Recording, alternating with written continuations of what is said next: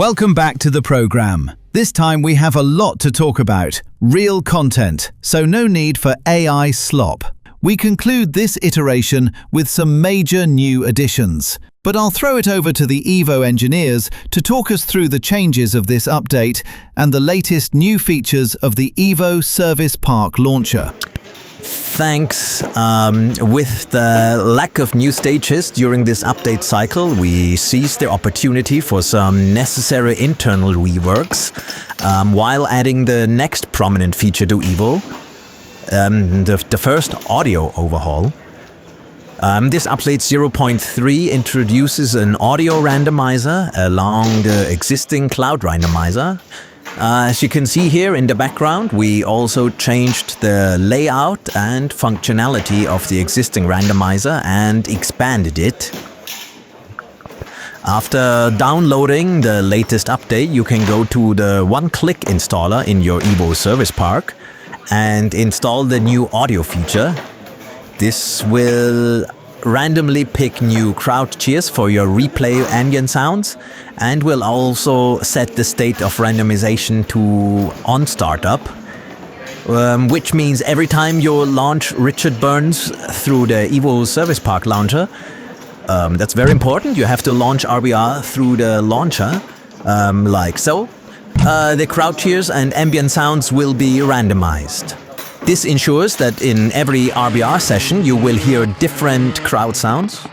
So you're not going to hear the same woohoo and honk honk on every replay, which also opens up the opportunity to go wild on some of these sounds, since you're not going to be stuck with the same audio effects anymore.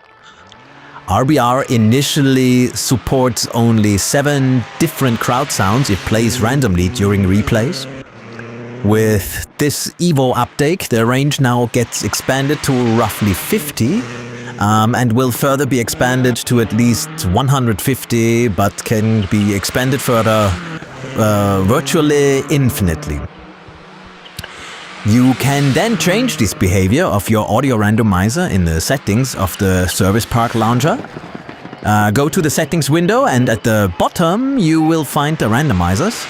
As you can see, the state of the audio randomizer is set to on startup now.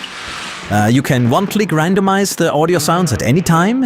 You can toggle their on startup state on and off as you like, but you can also set the state to a 10-minute loop. This option detects if you launched RBR through the Service Park and automatically randomizes the sounds every 10 minutes, as long as RBR is still running. Resulting in new sounds and sound combinations on basically every replay. When you exit RBR, this loop stops, of course. You can also combine these options if you like. Their logic is robust enough to handle all of these experiments, as far as we know. Now, the same is true for the cloud randomizer. It works exactly the same way as the audio randomizer does. Above these toggle buttons you will find these little checkboxes, so you can even choose which parts you want to have affected by the change. If for some reason you want to keep the dry clouds as they are and only want to change the damp clouds on startup, you can activate only the options you like. Speaking of which, this update also expands on the existing cloud overhaul by adding more than 50 random damp clouds to the equation. To go along with the roughly 150 existing dry clouds from a previous update. This also expands your options significantly, since RBR only supports basically 6 different cloud shapes for dry, damp and wet combined. EVO already bumps that number up to 200 now and will continue to add even more clouds in the future, again virtually providing limitless variation. And these checkboxes might really come in handy though once EVO expands to the audio overhaul to crash sounds and surface sounds, options that are currently grayed out. For example, you might want to keep your favorite surface sounds but continue to cycle through random crowd and ambient sounds. But this is something to be discussed with a future update. Do you have anything to add to that, Veronica? Yes, actually. Something that has already changed in the current update is the behavior of the launching options of the Service Park.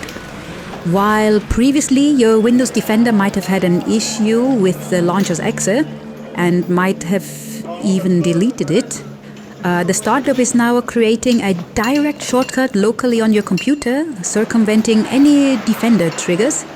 You might have to allow the file to do its thing on first launch, but never again. The launching file is now literally just a locally created shortcut to the PowerShell script inside the EVO data folder. What else is new? You're right. You may have already noticed the settings window of the Service Park Launcher has an additional option. You can now choose your own background image for the launcher.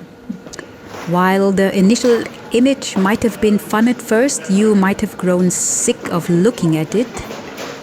Just click the icon and browse for your favorite images on your computer. By default, it will always direct inside the folder where RallySimFans stores its loading screens and screenshots, so you will have a few options to choose from already. For example, one of the previously launched DLC options of EVO provides some additional loading screens with 3 shade shortcut tooltips that might come in handy. Yeah, this update can also be found on the Patreon site in the DLC section. That's it for the launcher. As always, this cumulative update also includes the previous update iterations of this EVO update cycle, which in this case are the real-life inspired egg banners for the vanilla retextures from update 0.2.3. If you come from a previous EVO build, they will come pre-installed with this update. If you want to get rid of the EVO retextures, you can just simply uninstall them through the one-click installer, or go even further and uninstall them only for certain stages via the advanced installer. This is entirely your playground. Okay, thanks. Wow, that was extremely boring. I'm starting to warm up to the idea of more AI slop again. So there you have it. Update 0.3 is live, and you now know all of its ins and outs. Thanks to our sponsor, NuclearWasteForYou.com. Subscribe today and get 15% off plus free shipping on your first barrel over at NuclearWasteForYou.com. NuclearWasteForYou.com. You know their motto, good luck. And we are out. See you again when the next update cycle starts.